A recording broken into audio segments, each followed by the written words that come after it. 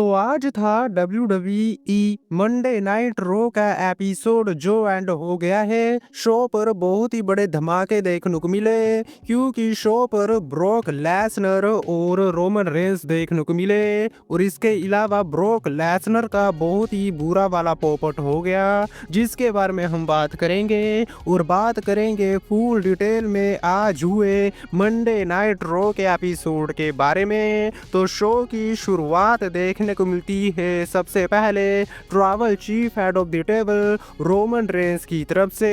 Roman Reigns ring में आते हैं और अपने आप को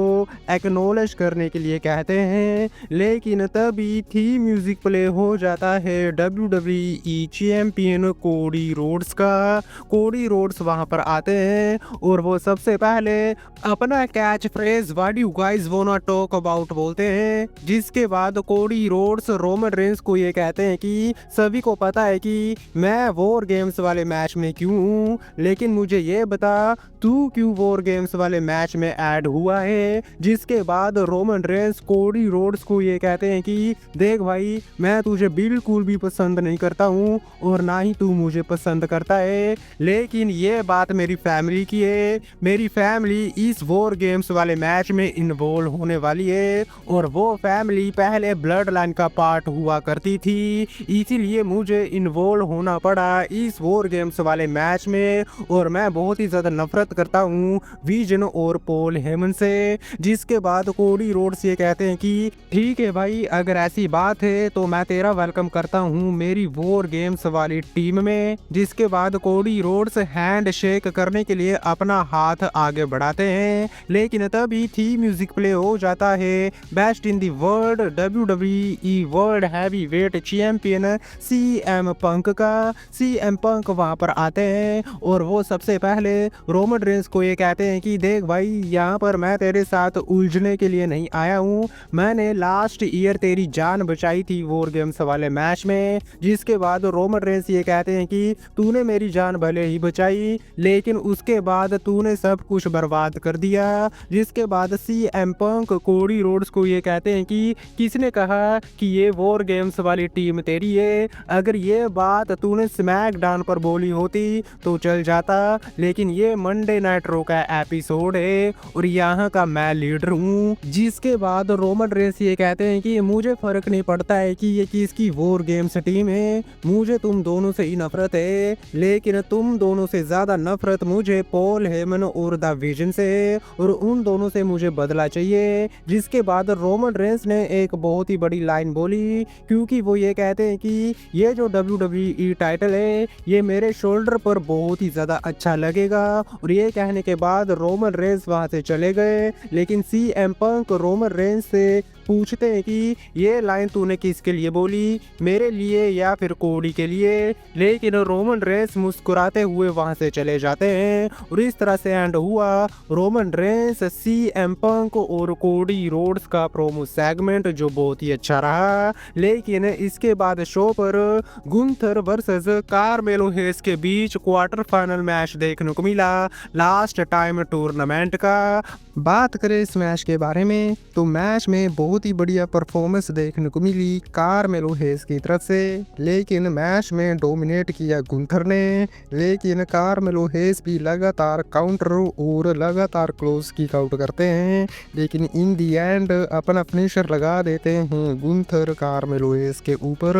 और पिन करके इस मैच को गुंथर जीत लेते हैं और गुंथर ने क्वालिफाई कर लिया है सेमीफाइनल मैच के लिए। लेकिन बात करें इसके बाद तो इसके बाद शो पर हमें डोमिनिक मिस्टीरियो देखने को मिलते हैं, जहां पर डोमिनिक मिस्टीरियो जॉन सीना को वार्निंग देते हैं और वो ये कहते हैं कि सर्वाइवर सीरीज में मैं जॉन सीना को एंड करूंगा और एक बार फिर से इंटरकॉन्टिनेंटल चैंपियन बन जाऊंगा। और आज शो पर जॉन सीना नहीं है, लेकिन तभी थीम म्यूजिक प्ले हो जाता है जॉन सीना का, पूरा क्राउड पूरी तरह से फट जाता है, लेकिन बाहर से एक लीडर जॉन सीना निकल कर आता है, यानी कि एक बिल्कुल छोटा सा इंसान निकल कर आता है जो जॉन सीना की तरह ही एंट्रेंस करता है और हमें एक लीटर्स 2 भी देखने को मिलता है, यानी कि जो कैमरामैन है वो भी लिटिल देखने को मिलता है। जिसके बाद वो बंदा रिंग में आता है और डोमिनिक मिस्टीरियो ये कहते हैं कि मैं तुझे इसी वक्त यहाँ पर ख़त्म कर सकता हूँ,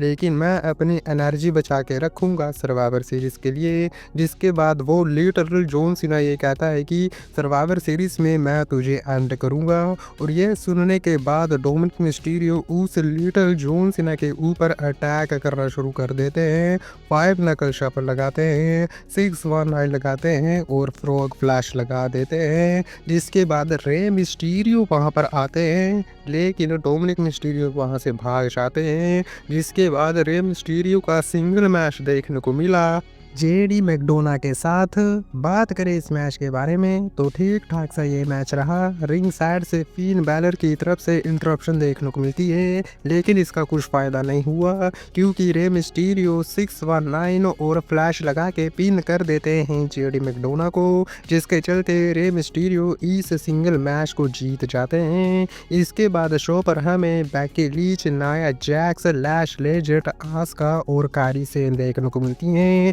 जहाँ पर बैकी लीच ये कहते हैं कि लास्ट वीक मेरे साथ बहुत ही गलत हुआ, लेकिन मैं अपने इंटरकॉन्टिनेंटल चैंपियनशिप को दोबारा से रीगेन कर लूँगी। लेकिन एजे ली ने जो कुछ भी किया वो बहुत ही ज़्यादा गलत किया, क्योंकि मैं उसको रियलाइज़ करवाने वाली हूँ कि उसने बहुत ही बड़ी गलती कर दी है कंपनी में वापस आकर। जिसके बाद बैकी लीच अपनी टीम की तारीफों के फूल बांटना शुरू कर देती हैं, लेकिन तभी वहाँ पर रिया रिप्ली, इयो स्काई, शार्लट फ्लेयर, एलेक्सा ब्लीज और एजे ली आ जाती हैं। जिसके बाद एजे ली बैकी लीच को ये कहती हैं कि मैं तुम्हारी तरह बकवास नहीं करती हूँ, मैं तुम्हें ये बताना चाहूँगी वॉर गेम्स वाले मैच में तुमने कितनी बड़ी गलती की है मेरे साथ उलझकर। जिसके बाद दोनों ही टीम्स के बीच हमें मारा मारी देखने को मिलती है, काफ़ी बड़ी ब्रोल होती है, लेकिन इयो स्काई सभी के ऊपर मून सोल्ट लगा देती है। जिसके बाद टीम आस्का को वहां से भागना पड़ जाता है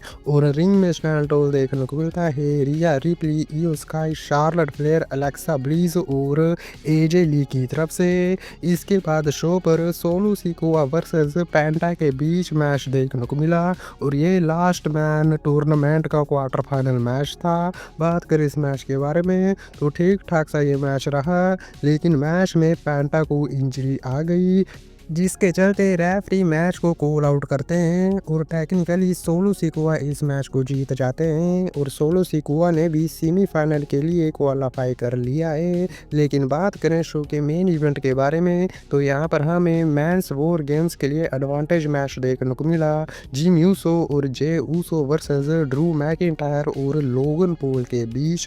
बात करें इस टैग टीम मैच के बारे में तो ठीक ठाक सा ये मैच रहा, अच्छा एक्शन देखने को मिला, लेकिन मैच में मज़ा तब आता है जब रिंग साइड पर ब्रोंसन रीड और ब्रोन ब्रेकर आ जाते हैं। जिसके बाद सीएम पंक और कोडी रोड्स भी हैंडल करने के लिए आ जाते हैं, लेकिन इस मैच में पूरी बसड़ देखने को मिलती है और इसी का फायदा उठाते हैं लोगन पॉल और वो रोल के सहारे जिमी यूसो को पिन कर देते हैं, जिसके चलते इस एडवांटेज मैच को जीत लिया ड्रू मैकिंटायर और लोगन पॉल ने। लेकिन मैच के बाद दोनों ही टीम्स के बीच मारामारी देखने को मिलती है और इसके बाद रोमन रेंस बाहर निकल कर आते हैं और वो सबसे पहले रिंग साइड पर ब्रोंसन रीड और ब्रोन ब्रेकर को सुपरमैन पंच लगाते हैं। जिसके बाद रिंग में जाकर ड्रू मैकिंटायर और लोगन पॉल के ऊपर भी सुपरमैन पंच लगा देते हैं और अकेले ही रोमन रेंस पूरी की पूरी विजन टीम को ठिकाने लगा देते हैं।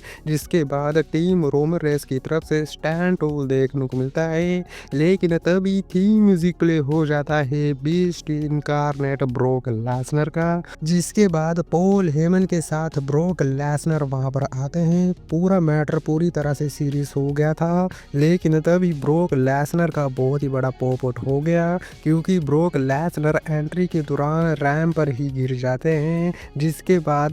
Paul Heyman, Bronson read, CM Punk और खुद ब्रोक लेसनर अपनी हंसी को कंट्रोल करते हैं और जो पूरा सिचुएशन थी वो एक तरह से फनी सिचुएशन हो गई। लेकिन ब्रोक लेसनर उठते हैं, अपनी टीम विजन को इकट्ठा करते हैं, जिसके बाद रिंग में जाकर टीम रोमन रेंस के साथ ब्रोल देखने को मिलती है टीम ब्रोक लेसनर की। और इसी ब्रोल के साथ एंड हुआ मंडे नाइट रो का एपिसोड, जो बहुत ही ज़्यादा धमाकेदार एपिसोड रहा। लेकिन आज की वीडियो में बस इतना ही। वीडियो अच्छी लगी तो वीडियो को लाइक, चैनल को सब्सक्राइब करना मत भूलना है, क्योंकि मैं लाता रहता हूँ ऐसी वीडियो। मिलते हैं नेक्स्ट वीडियो में काफ़ी ज़्यादा जल्दी।